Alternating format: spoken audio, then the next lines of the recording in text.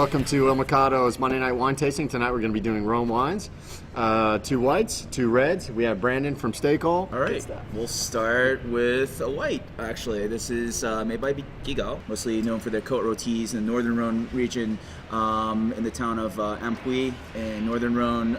Still family owned by Marcel Gigal.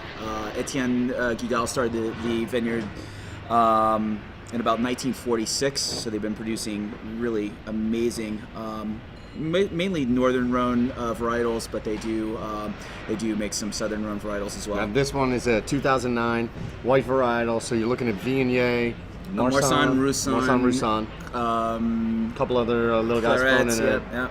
It's with the exception of Viognier, basically the whites using the white Chardonnay to pop, Pretty but much. not all of them.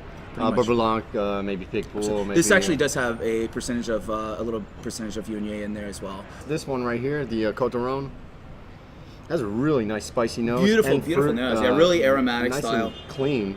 Very clean. I mean, it pairs with a lot of really multi-purpose wine that you can use. It hold up to heavy spice. You could definitely serve this with spicier, hotter foods, and it would work perfectly well and hold up as a white. It's not very delicate. Like some Thai dishes. Yeah, as well. and typically in this region they use a lot of garlic and spice in this part of France, so it definitely can hold up with that sort of meal. And the palate on this, a lot of spice on it. Really great with I would say like Thai food, and also just maybe some heavier dishes that you would maybe almost be considering using a red wine. Absolutely. You know, on say poultry or fowl game, as in. And this will hold up to definitely country style food. Yeah. You know, like in France, it's not. This is a country wine, so definitely.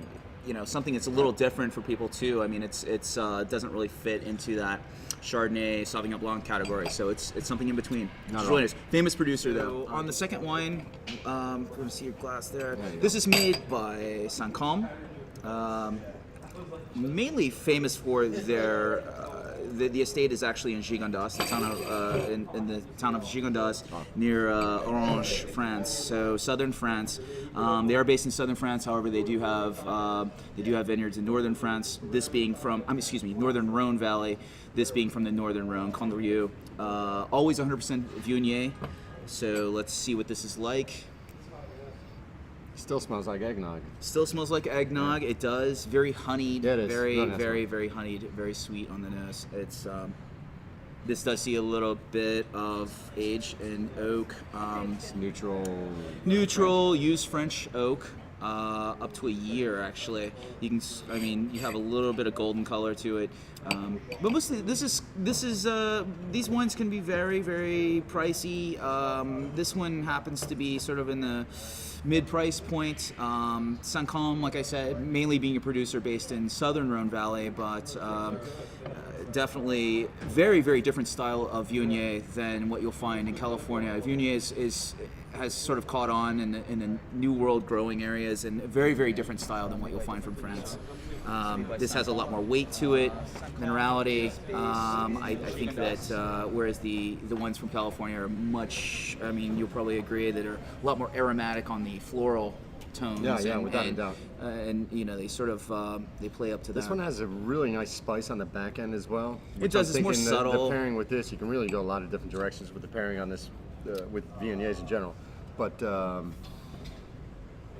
fantastic wine. Really like it. Absolutely. And a good value, actually, for a Condrieu. The next one we're going to be moving on to is by the same producer, Saint-Calme. Guy's getting some great press. Like I said, still family-owned estate since the 1500s. It's been about 15 generations of Barouls that have owned this estate based in Gigondas, close to Orange in the southern Rhone. This is predominantly Syrah based, Côte de Rhone, where you'll find either a blend of Grenache and Syrah or 100% of one or the other. But this one being predominantly Syrah based.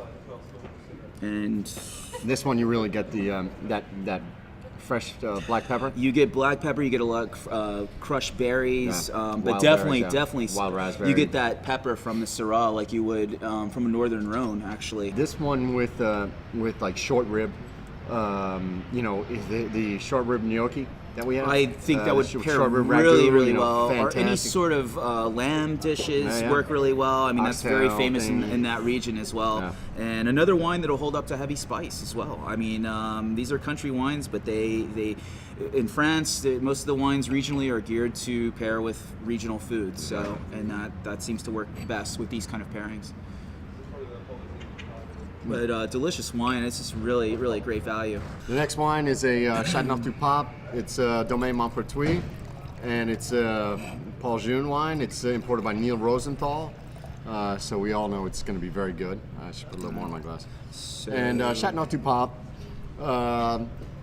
which most people are familiar with, appellation down in the southern Rhone area, across from Gigondas and Close to the town of Avignon. exactly. Actually. Yep. And traditionally, there's 13 grapes that are allowed in the blend.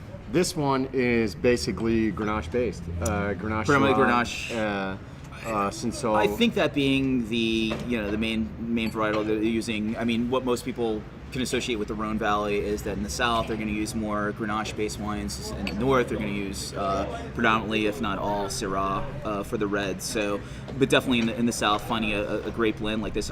Most producers, I think, they don't use. I don't know that they ever used all 13 grapes. No, there's Beaucastel uses all 13, all 13, All and 13, Rayas really? uses just one. Right. Well, there's some vintages where they do. Which makes it really interesting for people to try different Châteauneuf de Papes, because I mean they're using different blends you every can use vintage. one, or you can use yeah. 13, or you can use 5.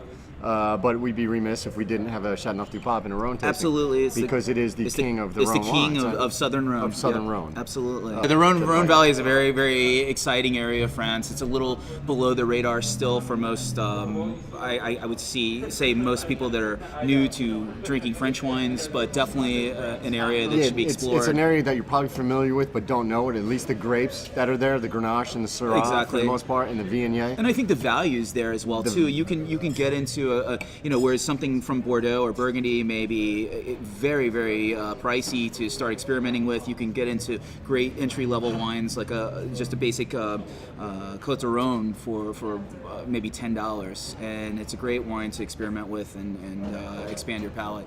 Exactly. Thank you very much. It's been a lot of fun with Brandon here today doing the Rhone wines, and Drink some more wines from the Rhone Valley. Yeah. Beautiful wines. Yeah, Salud. absolutely.